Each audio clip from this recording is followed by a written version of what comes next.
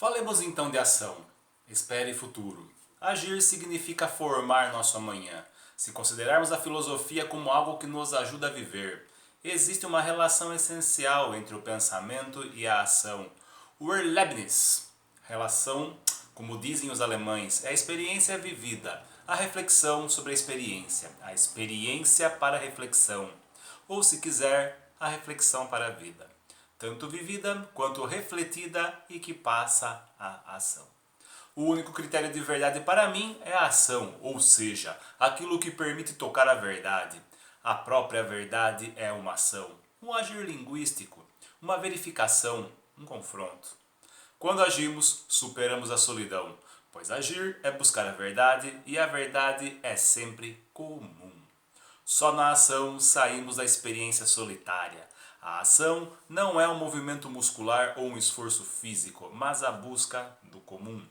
Acredito que esse tipo de raciocínio, que sempre me foi caro, provavelmente se explica pela formação que recebi.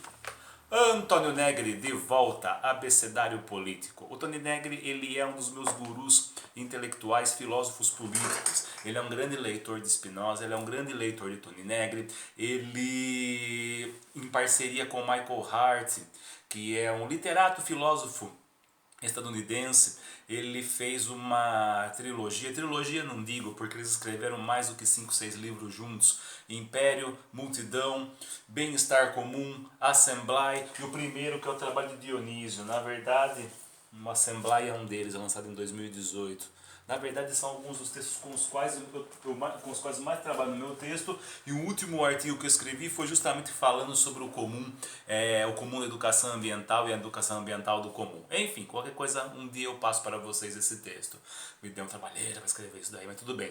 E o Tony Negri, ele é um filósofo italiano, formado pela Universidade de Pádua. Ele foi ligado às Brigadas Vermelhas, que era um grupo combativo. Alguns vão chamar de terroristas, outros não, porque terrorismo, ele pode ser terrorismo de Estado, ou ele pode ser um terrorismo reativo à ação do Estado.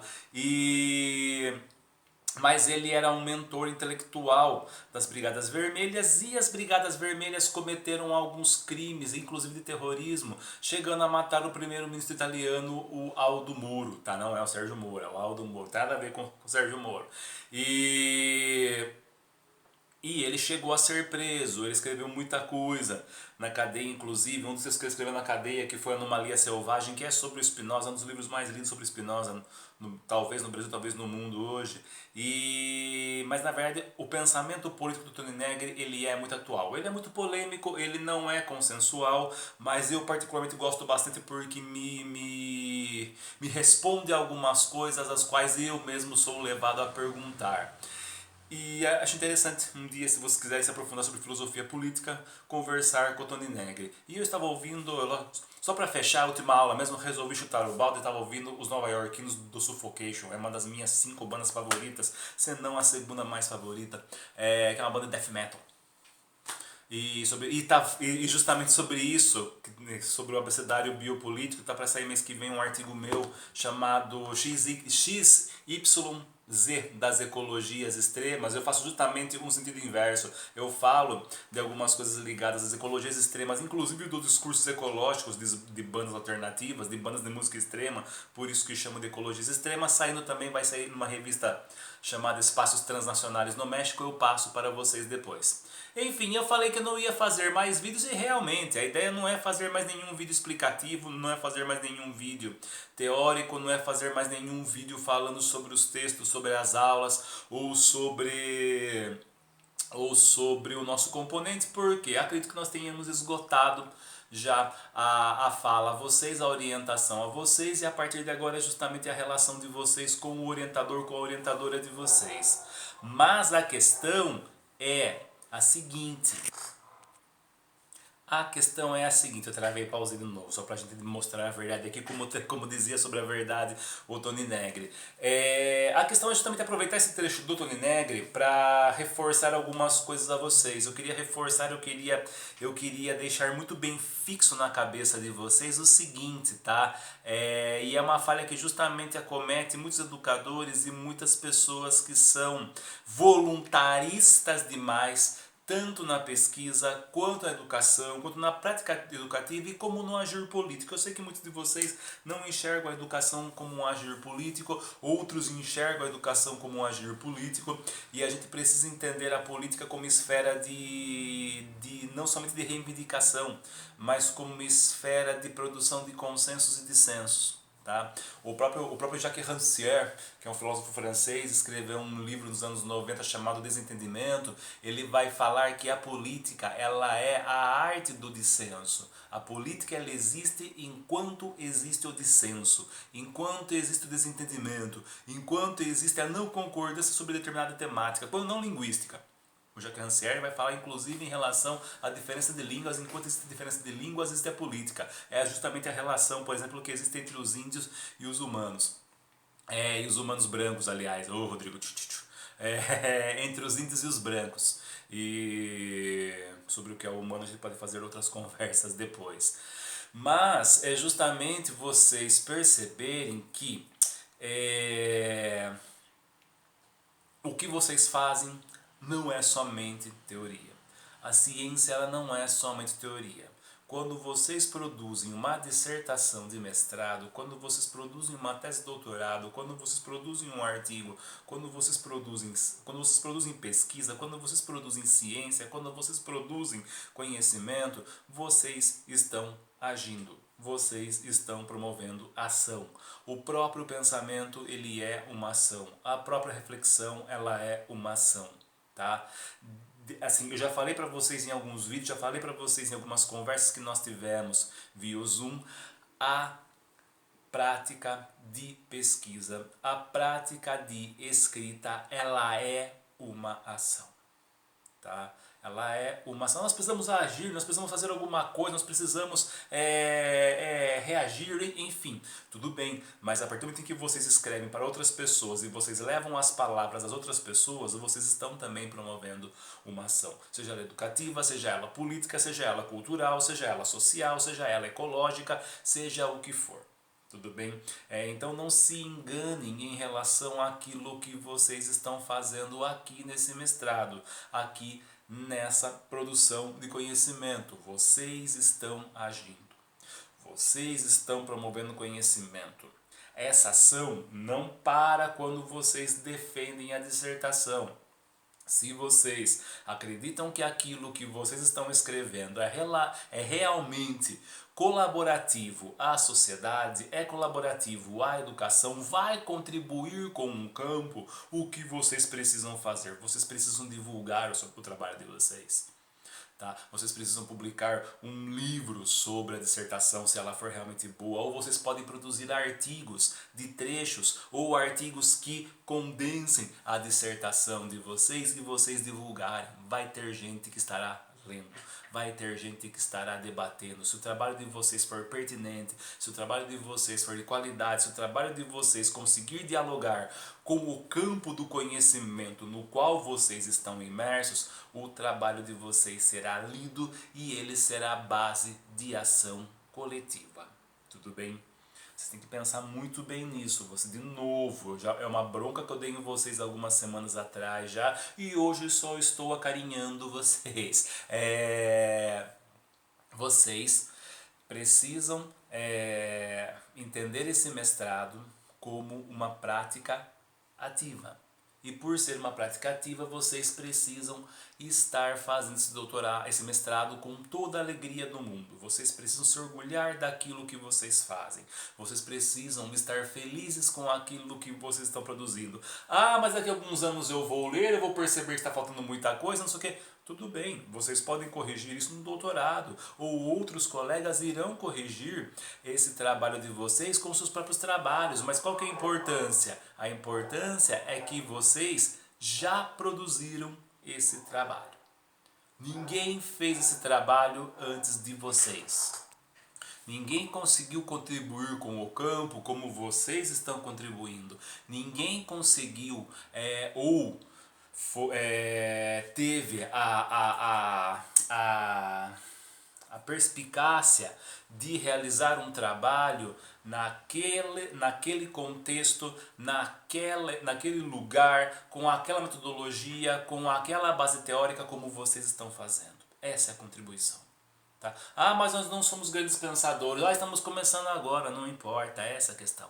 Vocês estão começando agora e é um passo gigantesco que vocês estão dando, se vocês quiserem, a vida acadêmica e universitária de vocês. Você tem que pensar nisso. Tá?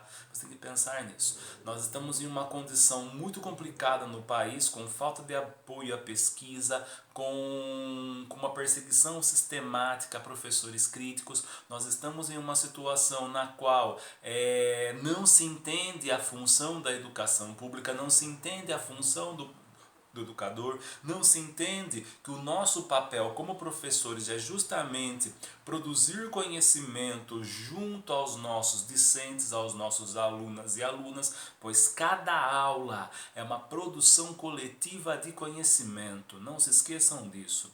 Apesar da grande discussão ao redor da transmissão de conhecimento e da transferência na psicanálise que vocês cansaram de estudar, e eu vi muito disso nos projetos de vocês, eu quero que vocês tomem um cuidado, porque vocês não são transmissores de conhecimento.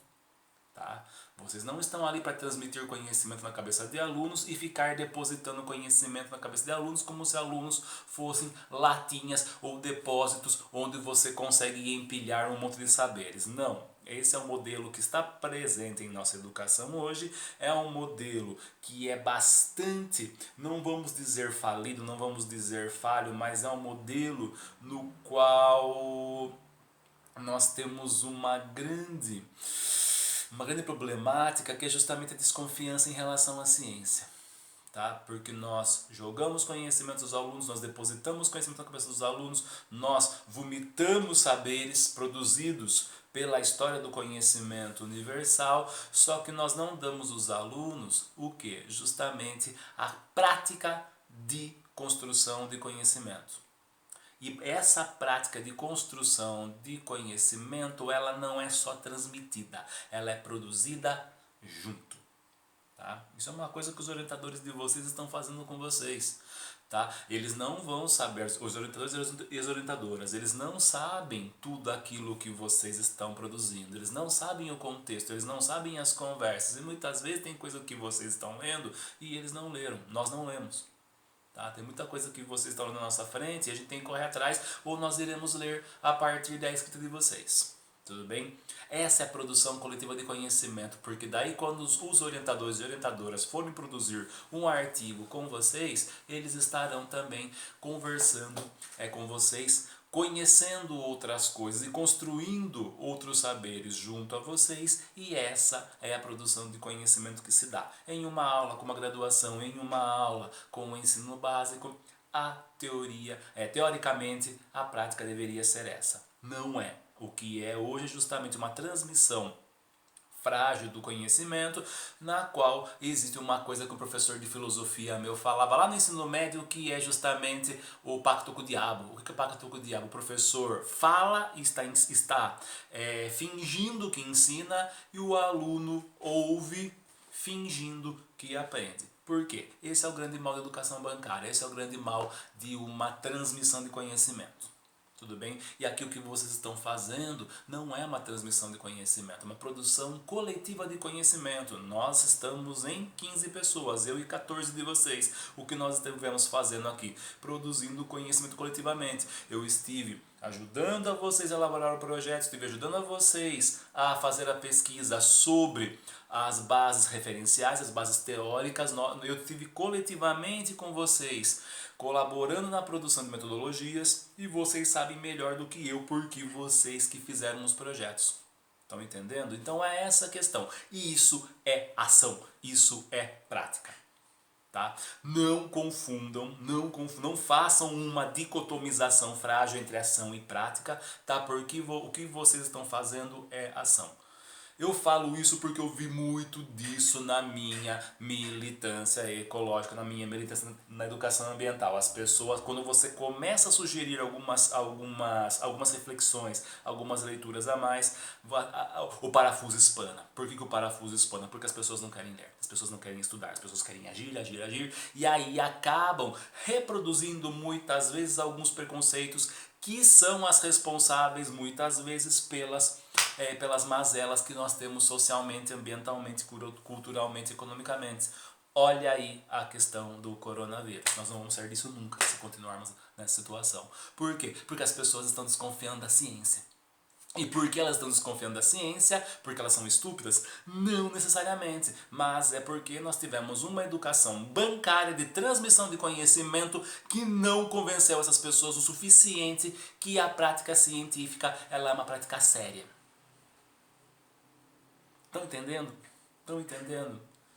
Como vocês estão vendo agora, que a prática científica é uma questão séria. Envolve dedicação, envolve esforço, envolve investimento, envolve cansaço. E um país que não faz investimento em ciência vai ter justamente esse resultado de provavelmente 200 mil mortes que nós vamos ter nos próximos meses.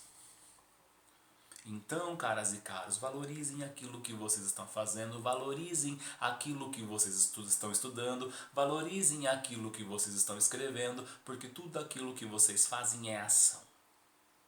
E quanto mais vocês divulgarem o trabalho de vocês, mais essa ação teórica se tornará uma ação prática. Tá? E constantemente vocês poderão, junto aos seus futuros orientandas, alunos e alunas, estar refletindo sobre essa ação que vai envolver erros e equívocos e acertos, os quais deverão ser pensados novamente e que vocês novamente deverão agir a partir daquela reflexão. É a famosa praxis educativa. Perfeito? Gente, minha conversa com vocês hoje era essa. É curtinho, vídeo de 20 minutinhos. Eu nem sei se eu precisava estar fazendo esse vídeo. Aliás, eu não sei. Mas enfim, deixa pra lá. A questão é que nós já acabamos o nosso semestre, nós já acabamos de cumprir justamente essas aulas todas. Vocês têm somente que me apresentar esse trabalho, vocês têm que me apresentar esses seminários e me entregar o projeto ali na página até a semana que vem. Eu não peguei ainda, não vi ainda, só verei amanhã de manhã. Eu estou fazendo esse vídeo na sexta-feira, tá? Só verei amanhã de manhã se vocês já estão entregando os projetos ou não, e a partir da entrega que eu vou atribuir a nota a vocês. Beleza? Anota, tá? Anota. Vocês estão fazendo, vocês estão desenvolvendo.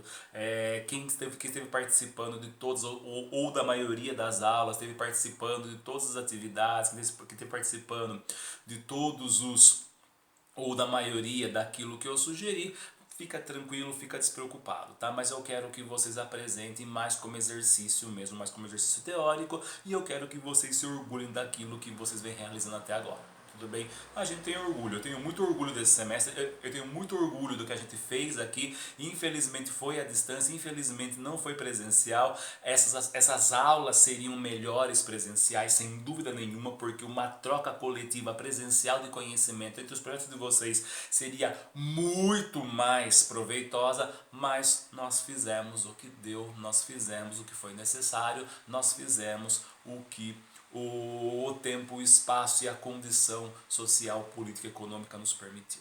Beleza?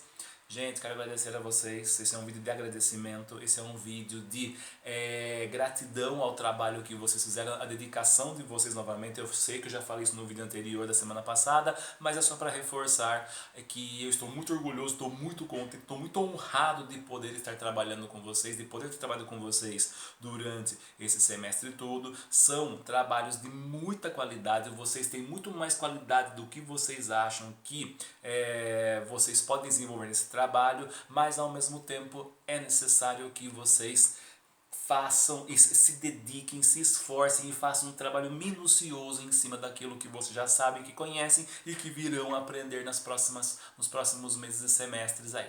Tudo bem? Gente, obrigado mais uma vez, quero agradecer mais uma vez, estou à disposição de todos e todas vocês. Estaremos conversando também durante as aulas no Zoom nessa e na próxima semana, e qualquer coisa é só chamar. Maravilha? Obrigado mais uma vez, um grande abraço, tudo de bom para vocês, e qualquer coisa estamos à disposição.